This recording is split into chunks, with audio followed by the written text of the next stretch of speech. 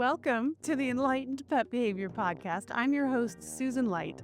In a world overflowing with conflicting advice and often misguided information, my mission is to be your trusted source for accurate, kind, and truly effective strategies to understand and shape your pet's behavior. Join me as we shed light on common challenges and work to foster a deeper, more harmonious bond with our beloved furry family members. If you find the show helpful and enjoyable, please consider showing your support. Subscribing, following, rating, and reviewing, and sharing with your friends takes just a moment, but it significantly boosts the show's visibility, helping more pet parents discover it. Thank you for your support. Let's get into it. This episode, we're talking about catifying your home.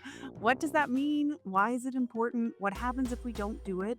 We'll touch on all of that and more. My guest is a feline behavior specialist and founder of the Fulfilled Feline. She partners with guardians and animal welfare organizations to support emotionally informed, compassion forward cat care, bridging behavior science and caregiver support to help cats and caregivers navigate behavior challenges with greater understanding and compassion. Cat parents can avail themselves to her digital resource library and her one-on-one behavior consulting services, both available on her website, thefulfilledfeline.com. Please welcome Stephanie Merlin. And this is Lily.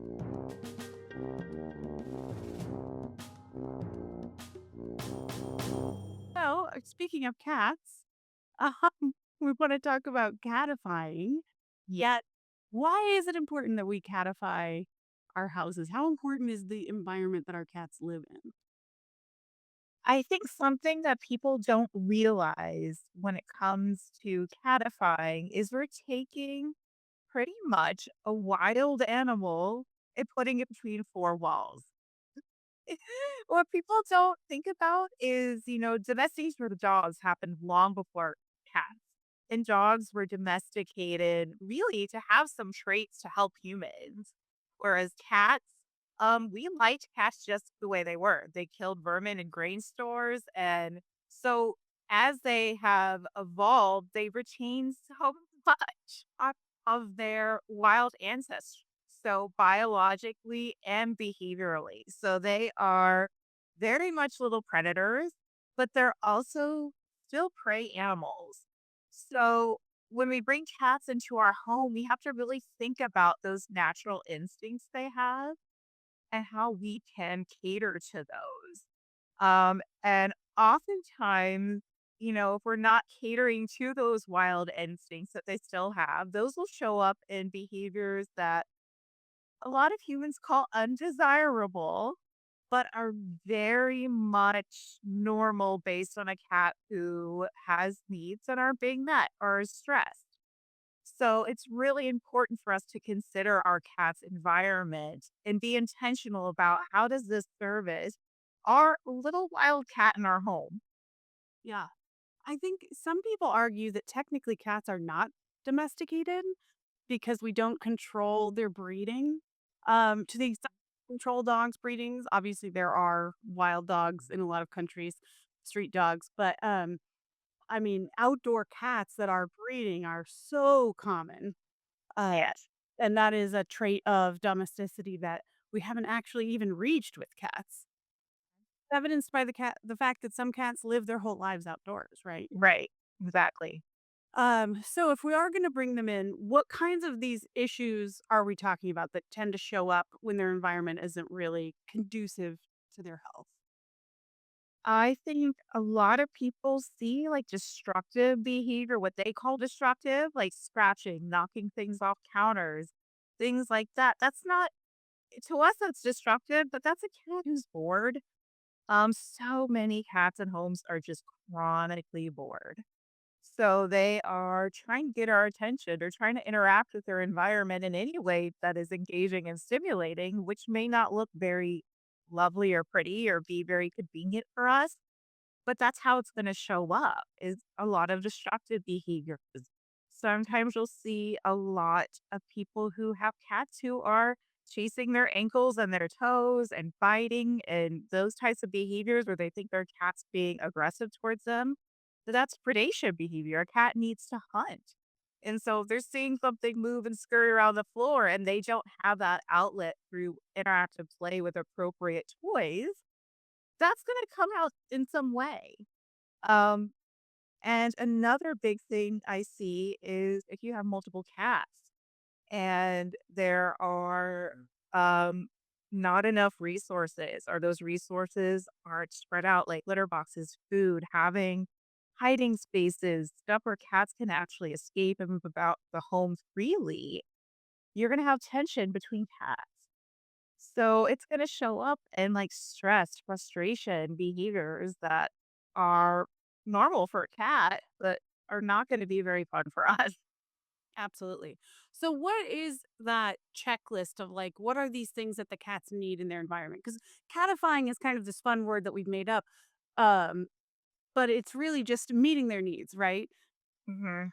So you mentioned a couple of them, but like let's go down that list for people. If you have a cat, what kind of things do they need in your home? I always think vertical space is huge. And I like to think of that through the lens of like your cat is a predator and they're a prey animal. So being up high helps them feel safe. It helps them, see their environment below. And having vertical cats naturally want to climb and scratch and be up high and jump. And some cats, may be more low to the ground, but a lot of cats love that vertical space and having that option. And it doesn't have to always be thousands of dollars building like a cat highway in your house. Like I've seen some amazing catification. I can't afford that. Like it's not a reality for a lot of people. So thinking about just how you space furniture, like having bookcases, having what I love a lot are these window perches that you can put in your window or that suction cup on your window that create space. Yeah, those are and they're not expensive. Um yeah, 20, 30 bucks, maybe 50 bucks depending on the brand. Yeah. Cat trees.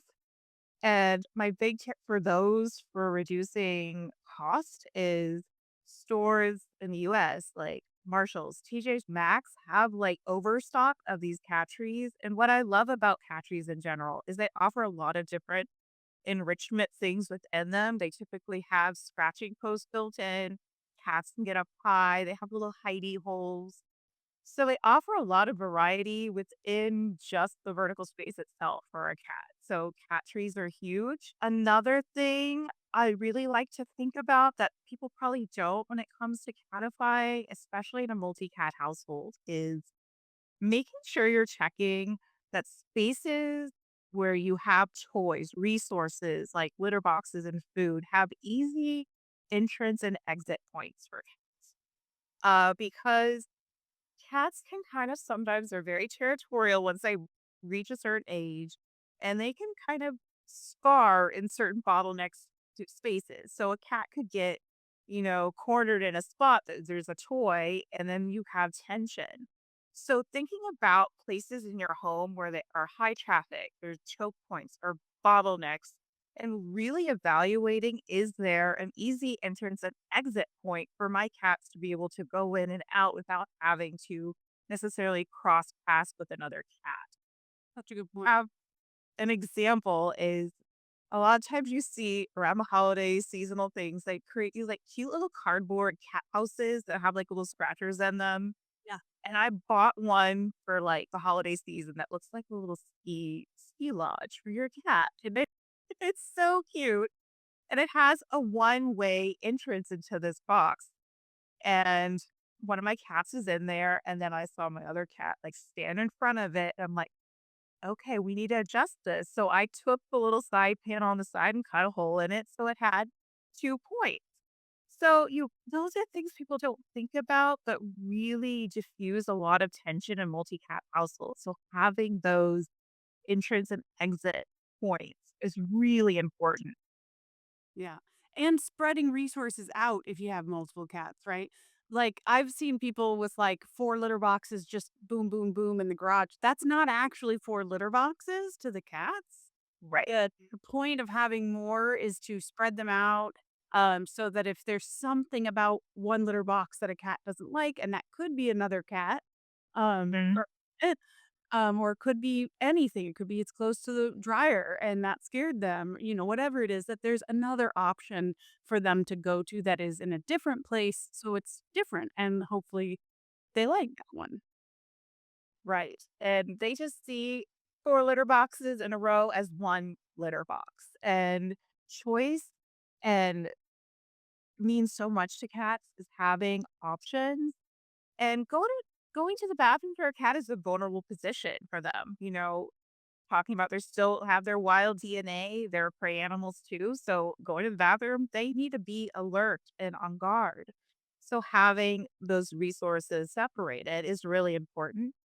Same for food. There's a lot of cats that are sharing bowls or have bowls right next to each other, and cats are solitary hunters. They want to eat solo. And so spacing that out, and some people come to me and be like, well, my cat goes after my other cat's bowl once it's done. There's a very, easy solution to that that doesn't take a lot of work. And sometimes that's just feeding your cats in separate rooms with the door closed and really thinking about their comfort level because I've seen cats who will scarf and bark because they don't want their roommate to eat their food and it's just creates a lot of stress and anxiety. So those high value things like going to the bathroom, those vulnerable positions and eating really need to be separated. Cat. Yeah. Cats have a really interesting social structure, as in they can be very happy alone, but they have flexibility to live in groups. But the key to that is having enough resources. And that's also why I think there's a limit to how many cats people should have. Bless you if you want to save every cat that you've ever seen, but, you know, they're not going to be happy. This is how we end up with hoarder situations, right? Like each cat has a lot of needs in your space. Right. And what we see when we kind of observe cats outside in colonies and how they can coexist pretty well is because they have unlimited territory. If one cat comes in that's not, meshing with the other cats, that cat can leave. When we're bringing other cats, multiple cats into a home, we're choosing the roommates for them. They have finite space and we can't it's they don't have that ability to diffuse tension in a way an outdoor cat would. So when we're bringing in all these different personalities and ages and stress thresholds and all these different things, and we don't have enough resources, or we have more cats that really are not really appropriate for the space size, we're really creating a lot of stress, frustration, anxiety for cats. So we have to be really mindful about how many cats are bringing in and if we are able to accommodate all those needs, knowing that we're already at we're already at a deficiency because they're in 4 walls and they have the finite space. Yeah. I think cats have a lot of reputations as pets, and one is that they are super low maintenance, that they don't have a lot of needs. They don't need a lot of attention, especially compared to dogs, right? People make that comparison a lot. Um, and also that they're very dramatic. I mean, the number of times I've seen people post on social media, "Oh, my cat's screaming like they've never been fed." And it's like, actually, cats have a very interesting metabolism. They need a lot of small meals spread out throughout the day, right? But people see these behaviors from the cats and they just assign different reasons to them, right? Than what actually is happening, which is that they're just an animal that has certain needs that maybe we're not meeting. Let's talk about you said multiple cats, right?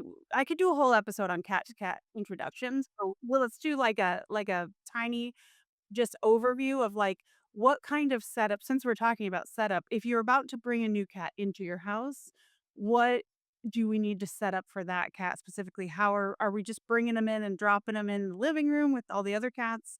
How do we want to go about that? That's shock and horror. That's the night here that like, oh no. I absolutely recommend having like a safe room set up for a cat. It's like a safety, cozy space for that cat to acclimate to your home and to start the beginning stages of an introduction process. But the first thing is we just want to create safety for a cat in your home to start off with. And the space is for like decompression, regulation, but also for a cat to feel they have some predictability and control in their environment versus being thrown into a whole giant house with a ton of other cats or even just one other cat or even just, it's your first cat. Having that safe space set up is great. And so I like to think about a few things, safety. So having, comfortable hiding spots. A cat should always have an option to hide. And I know that is something that stresses a lot of people out. My cat's hiding. They just they're in a new space. Yeah. Cats should be able to hide. That helps them regulate, feel safe. Forcing them out does not make things faster or better. Having some vertical space, having a little cat tree in there, even with the little ones that have little hidey holes in them, that's wonderful. I think about having familiarity. So when you have bring them home in a carrier, have like if they had something in their rescue or shelter, like a blanket or a bed or a towel, seeing if you can bring that with you. So they have that scent. Cats are so scent oriented. That is their number one scent. Their number one sense.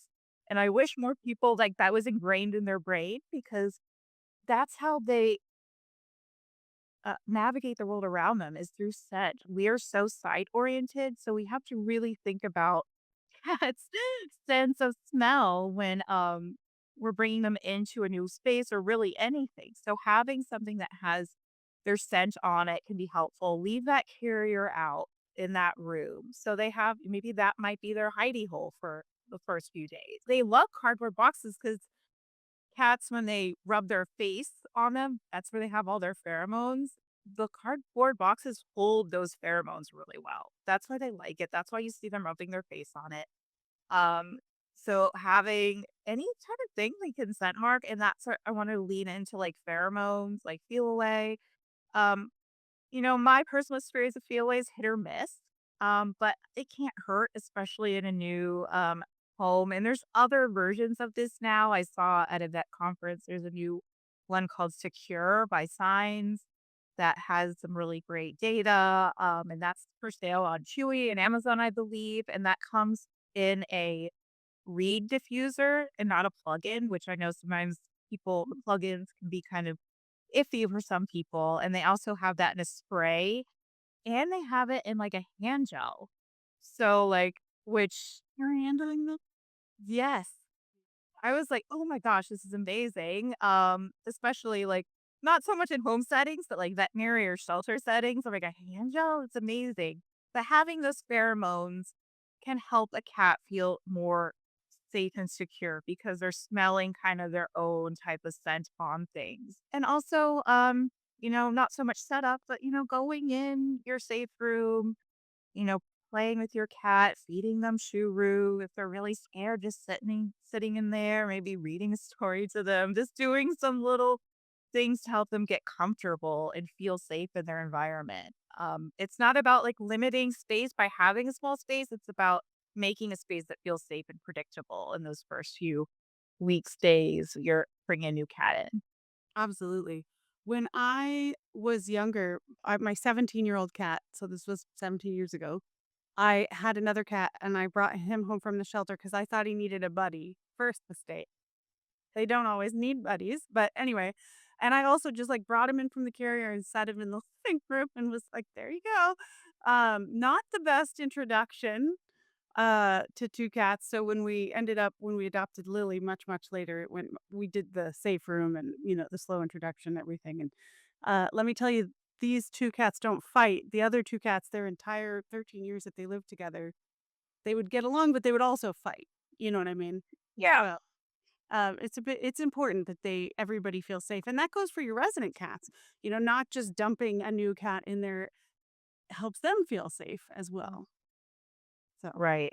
And I always say to people, like, there's just not a lot of information, especially on multi-cat dynamics and social structures for people to really know about an introduction process in the first place. And that's a shame. It's hard. Cats are so misunderstood as we talked about. You said people think they're dramatic or there's just not a lot of great accessible information that people are really getting before they bring a cat in their home. So it's normal for people to just not know and do that and realize, "Oh no, this probably wasn't the best way."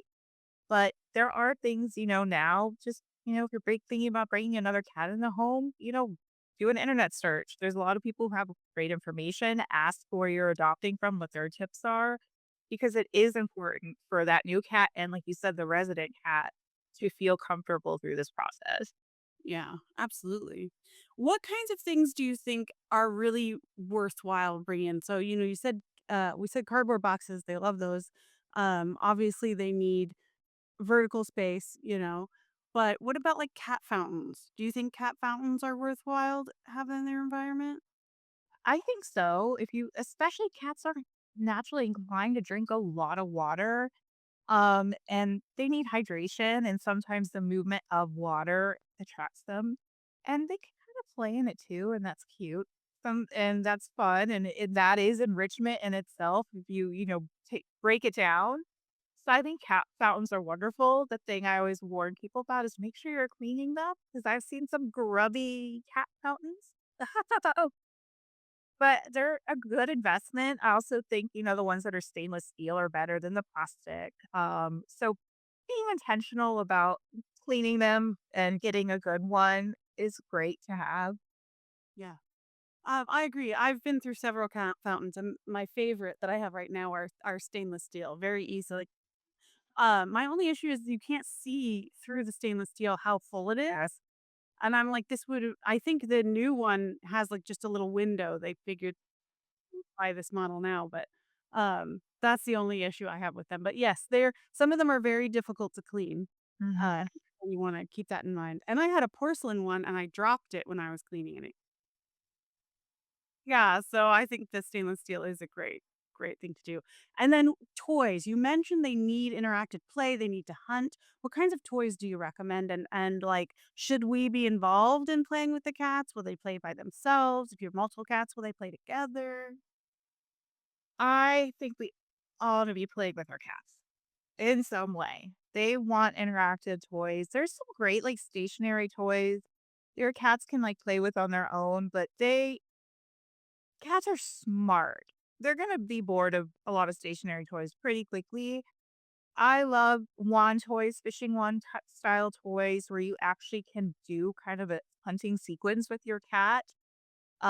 There's a lot of great ones on the market. I think the bird is the most well known, and they have a lot of different attachments. And that's something I want people to think about too is novelty is, the same feather toy every day is probably going to get boring. So use different attachments to have different textures. Something I really think about is with cat play is the sensory experience. It's not just having something to play with.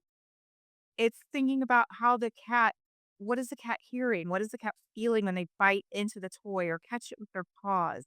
It's a 3D experience, not 2D. So having different attachments. Desi and Rue is a brand that has a lot of great cat attachments. They have like papery ones where a cat can actually shred and tear it, which is really important. People don't think about cats being chewers and shredders. They are. Little ones with, like, little wiggle worms that, like, dance on the floor. So, having ways to actually use these toys, but intentionally, and thinking about the cat's, like, full experience with playing with it. Are they getting to actually grab something that actually has that satisfaction? Bite into something that has that satisfaction? I know behavior people get, like, I get nerded out with, like, how a cat might feel this or how it might taste. There's just, like, a weird stuff because that's you have to think about that. It's a cat, it's not us, it's not a dog, it's not a rabbit, it's a cat. Um, when I think about, like, stationary toys or other toys, like food puzzles are amazing for cats. Cats like the challenge. They like to figure things out. They're smart. They wanna, like, pot things and forage and find things. One of my favorite, like, do it yourself things is having a cardboard box, crushing up like tissue paper or the Amazon paper, putting in like cat treats or catnip and letting your cat like dig through and find the treats. That's a great toy. You don't need to spend a lot of money on a cat fancy food puzzle. You can create your own. Totally. Uh Like your garbage. They want all of it. yes, they do. They really do. I mean, there's this like tiny piece of cardboard my cat has a ball with every day that I don't know where he chewed it off from. but he like throws it in the air and chases this like really grubby piece of cardboard. And I'm like, oh, have at it. Paper bags from the grocery store, all the boxes. Like when we go to Costco, that box is going to get sat in for a few days. Oh my gosh, I have, like, from Costco, a Starlight mint box, a French's mustard box. They have, like, there's certain boxes that I cannot get rid of. There's a big plantain box from Costco. They all have that's those are their boxes. So don't underestimate what we see as garbage as toys for your cats. Totally.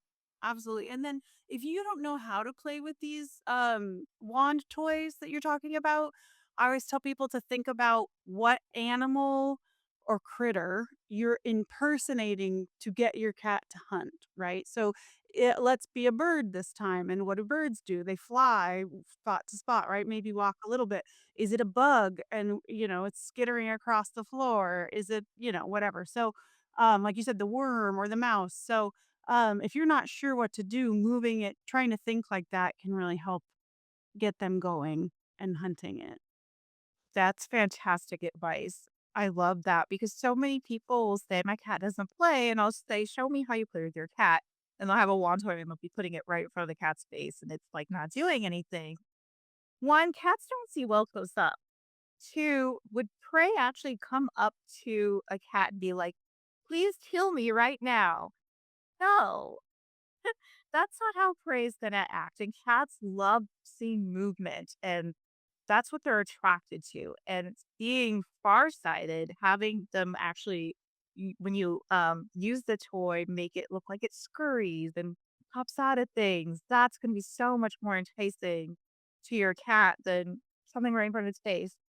So that's really great advice. And then I also tell people about ending the with some food, right? Because we're trying again to mimic this natural sequence that cats go through all day long: hunt, kill, eat, groom, sleep, right? So Right. that cycle for a cat is a normal thing. So we play, play, play. At the end, here's a handful of treats, or little. This is you eating the mouse, or their meal, whatever you want to give them. And then probably if you see them kind of grooming themselves and settling in for a nap, you did a good job giving meeting that cycle of need for them. Right. We have to think about ending that cycle because otherwise you have an amped up cat who might start then doing like destructive behaviors or chewing at your ankles because they haven't gotten that satisfaction of the kill by us kind of mimicking that with a toy and then ending it with like a high value treat or food. Totally. Totally. And again, let's talk about laser pointers. Okay. Tell me what you think about laser toys, because those are very popular. They've become popular for dogs as well, but they've always been a cat toy. Right. I have like conflicted kind of maybe thoughts on it depending on who I talk to. We have to think about a laser dot a cat can't actually ever catch. There's no satisfaction with that. So that could really amp up, you know, aggressive behaviors because they're not ever getting that satisfaction. Yes, it can get your cat running around and burning a lot of energy, but they're not ever getting that satisfaction of the kill. And that's very frustrating. So certain situations, if you have a very fearful cat and they're not engaged with anything, sort of like use a laser pointer, see if that piques their interest because there's not like a human necessarily attached to a wand where there's maybe a fear coming out. So there's ways you can use it, but I always say if you're going to use that, always throw out a toy, toss out a toy mouse, toss out something a cat can actually catch and have that kind of prey sequence that we want to see that fulfilled. But we have to be really mindful. I don't want people to be reliant on those. But I can see while they can be kind of easy in certain situations and good for situations where you have scared cats who maybe shut down and maybe that's the one thing that they're willing to kind of start engaging with. So thoughtful with them, intentional with them, and making sure you're pairing them with something. But also don't shine it in their eyes and like just there's a lot of caveats I have with them. So basically use with caution and intention. Yeah. And as someone who works with dogs and cats, don't use them with dogs. Yes, I've heard that because I know, like, some of those, A lot more prone to get that OCD. right, exactly. Right. Yeah. So I wouldn't recommend it. So, awesome. I could talk about this all day with you, but we are. Is there anything we didn't cover that you're like, hey, while I have you, I would love to either debunk this myth or this is something I wish every cat parent knew? Anything you want to say before we wrap up? Um, the main thing I always like to say is behavior is communication about how your cat's feeling, whether it's frustrated, stressed, um, and just cats aren't being dramatic. They're responding the only way they know how is a cat. And so when we get curious instead of getting judgmental or frustrated, which is it's easy to. And I don't want to say don't ever be that way, but start looking through a lens of curiosity. When your cat is acting what you think is acting out, they're probably just speaking out about something that they need. 100%. Absolutely. Thank you so much. I appreciate it. Thank you for having me. I really enjoyed this conversation. Thank you for listening to the Enlightened Pet Behavior Podcast. I hope you and your beloved pets have found valuable insights for a more harmonious life together. Please remember that this podcast provides educational information only and is not a substitute for professional veterinary or behavioral advice. If you need personalized support, please don't hesitate to contact me and we can explore how we can work together to achieve your pet behavior goals. You can reach me at enlightenedpetbehavior.com or via email at susan@enlightenedpetbehavior.com. This episode was edited by Monty Light. Special thanks to Mac Light for composing the podcast's music.